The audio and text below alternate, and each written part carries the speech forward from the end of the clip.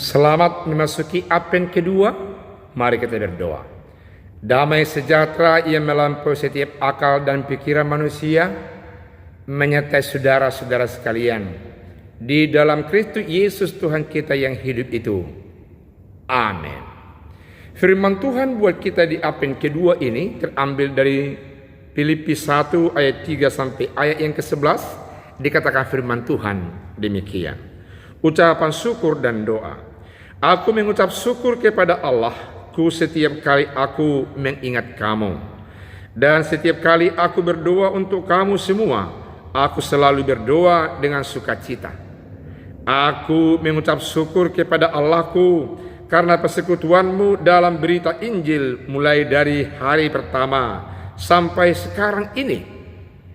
Akan hal ini aku yang sepenuhnya, yaitu Ia yang memulai pekerjaan yang baik di antara kamu, akan meneruskannya sampai pada akhirnya pada hari Kristus Yesus. Memang sudahlah sepatutnya aku berpikir demikian akan kamu semua, sebab kamu ada dalam hatiku, oleh karena kamu semua turut mendapat bagian dalam kasih karunia yang diberikan kepadaku, baik pada waktu aku dipenjarakan maupun pada waktu aku membela dan meneguhkan berita Injil. Sebab Allah adalah saksiku betapa aku dengan kasih mesra Kristus Yesus merindukan kamu sekalian. Dan inilah doaku, semoga kasihmu makin melimpah dalam pengetahuan yang benar dan dalam segala macam pengertian, sehingga kamu dapat memilih apa yang baik, supaya kamu suci dan tak bercacat menjelang hari Kristus, penuh dengan buah kebenaran yang dikerjakan oleh Yesus Kristus untuk memuliakan dan memuji Allah. Demikian firman Tuhan. Saudaraku yang kekasih, Rasul Paulus pernah dipenjara di Roma. Ketika dia dipenjarakan di Roma yang pertama, dia pernah mengalami penyakit yang serius, hampir dia mati. Dan dia rindu akan semua orang yang dilayaninya. Dan ternyata Roh Kudus Tuhan menggerakkan orang-orang yang pernah dilayaninya di Filipi.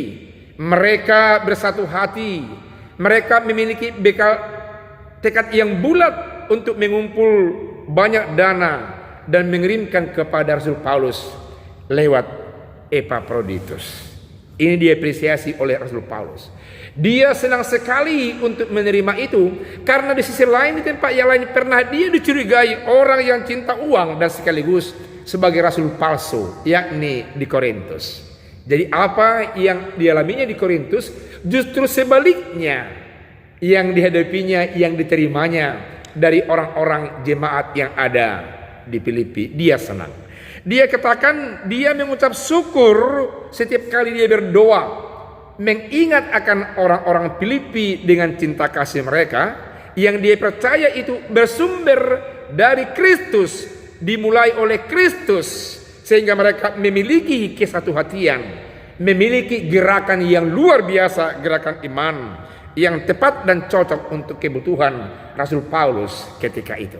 Karena itulah saudaraku yang kekasih, dalam ayat yang ketiga sampai ayat yang ke-6, dia mengatakan dia mengucapkan syukur. Dia berdoa, dan di doanya itu dia mengatakan dia setiap saat mengingat akan kebaikan jemaat yang pernah dia layani itu. Saudara, kalau baik melayani jemaat, saudara juga akan diresponi walaupun jauh, dan mereka akan menyatakan cinta kasihnya. Karena itu melayani, bekerja dengan baik sesuai dengan panggilan pekerjaan kita. Bagian yang kedua ayat 7 sampai 8 memperlihatkan kasih Paulus kepada jemaat orang Filipi. Cinta kasihnya dia nyatakan melihat bahwasanya umat yang ada di Filipi itu, dia senang dan mengasihi mereka karena gerakan kehidupan mereka, gerakan kesatuan mereka selalu berorientasi membangun hal-hal yang mulia, hal-hal yang baik, hal-hal yang berkenan kepada Allah, hal-hal yang membuat sesama manusia bersukacita. Mereka mau berbagi beban, mereka mau berbagi pergumulan, mereka mau berbagi apa saja berkat yang mereka terima antara satu dengan yang lain. Dan itu dirasakan oleh Rasul Paulus. Dia katakan bahwasanya kamu juga turut membagi karunia yang ada bagi kamu ketika aku menghadapi persoalan di penjara dan ketika aku meneguhkan berita Injil.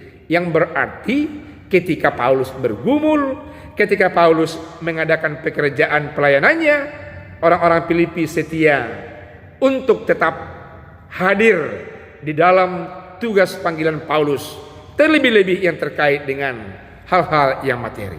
Ini membuat Rasul Paulus bersyukur, merasa nyaman, aman dan tenang di dalam melaksanakan, menyampaikan tugas berikutnya ke tempat-tempat yang lain.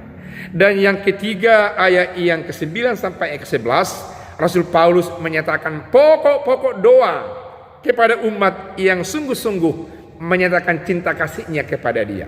Dia meminta dalam doanya supaya jemaat senantiasa dilimpahi pengetahuan, membedakan yang baik dengan yang tidak baik, memiliki pengetahuan yang bisa memotivasi orang, memiliki pengetahuan yang bisa menjawab pergumulan pekerjaan-pekerjaan mereka.